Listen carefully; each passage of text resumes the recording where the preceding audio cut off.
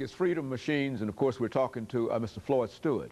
Mr. Stewart, before we end this session for today, I think people might be curious as to how you arrived at the studio today.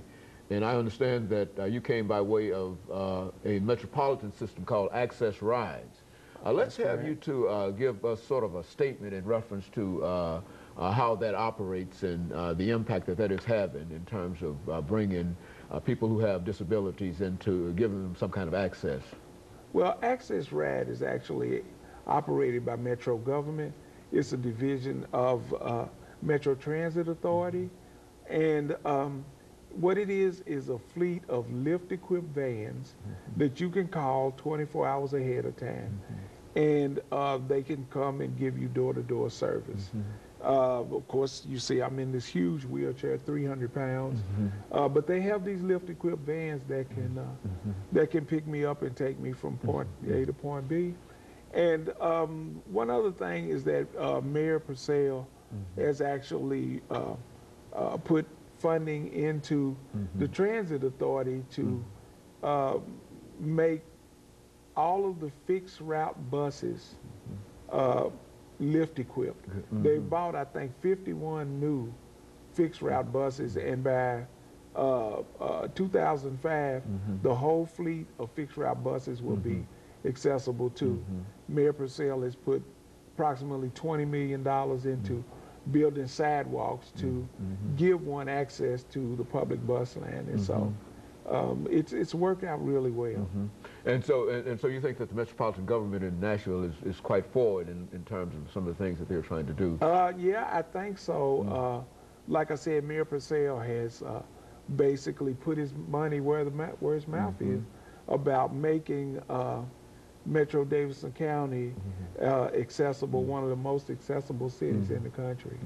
But now beyond that, there are some real problems that I think you have already mentioned, dealing with accessibility and funding and whatever.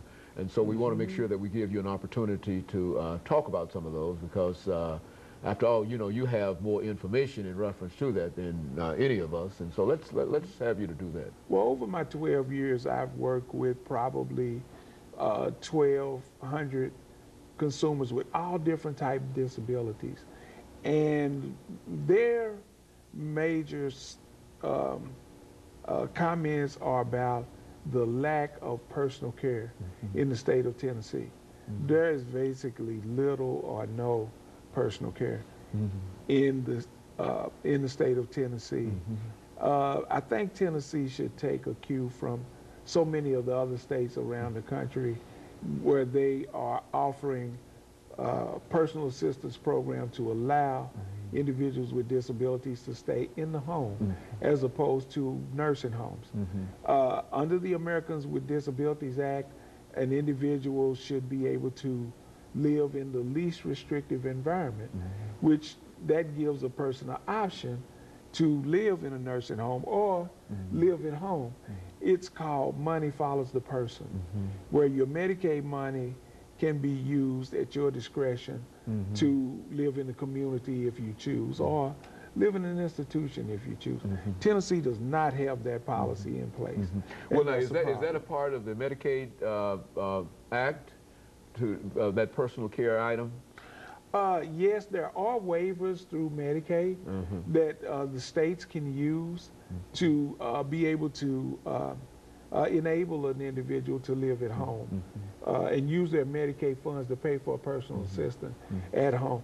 There are several states across the country that do that, have great programs, and they work well for individuals. Do you think that these programs would be cost effective to the state?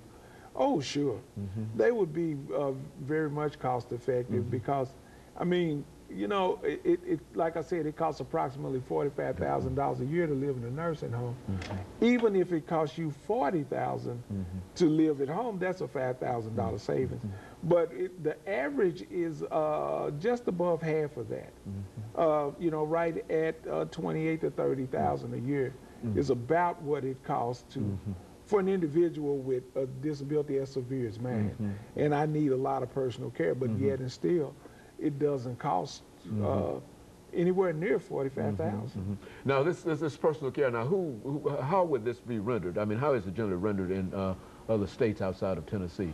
Well, other states have several tiers of personal care, where you could have a healthcare provider to provide you with a person, a nurse, or a certified nursing technician to do your personal care. Then other levels are where you hire your own people from the community to do your personal care, and you train them. And then some states actually pay family members to do personal care, and of course you do the training. So there are all different scenarios there that can be used for the benefit of the individual with a disability, and I can't say this enough, for the taxpayer. Well, now, do you believe that the state is aware of this? I mean, is there enough information in terms of presenting this information to the state? I think so. We've worked really hard with legislators to get this done, but I hate to say that we've not had a really positive response for a wide range of programs for individuals. And I think it's because of the huge nursing home lobby. The nursing home industry spends tons of money every year to, in my estimation, suppress our efforts to put these programs into practice. Well, now, the nursing home industry would generally receive its money from Medicaid and Medicare. That's correct. And whatever. And so what you're suggesting is that perhaps because they're able to receive this $45,000 example as you used, they would rather keep you in the nursing home for $45,000 than to allow the government to pay $20,000 to keep you at home. Is that what you're suggesting? Well, that's not what I'm suggesting. That's what I'm saying emphatically, is that that's what's going on. It's a nursing home state. The nursing home industry is just that. It's an industry. They're set up to make money, and that's all it is.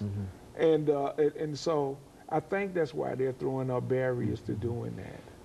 I think, though, you know, they've used excuses like, you know, if they let too many people out of nursing homes, then, you know, it's going to cause them people to lose jobs, the caregivers and whatnot. But that's not actually true. If a person lives in a nursing home, you've got one nurse taking care of 12 to 14 people maybe.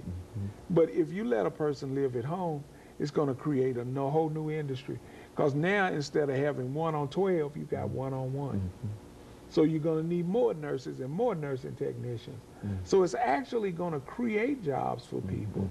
You know, and in my estimation, that would be an opportunity for the nursing home industry to go into the home health industry and actually expand. Broaden what they're doing. They're broaden what they're doing. Warehousing people essentially. Thank you. That sounds like the is exactly situation the word that you're explaining, yes, sir. defining, and but it would be cost effective if these individuals could get out of. It would be. Do you believe that there are a large number of individuals in these situations who would like to be at home and would like to be out of there?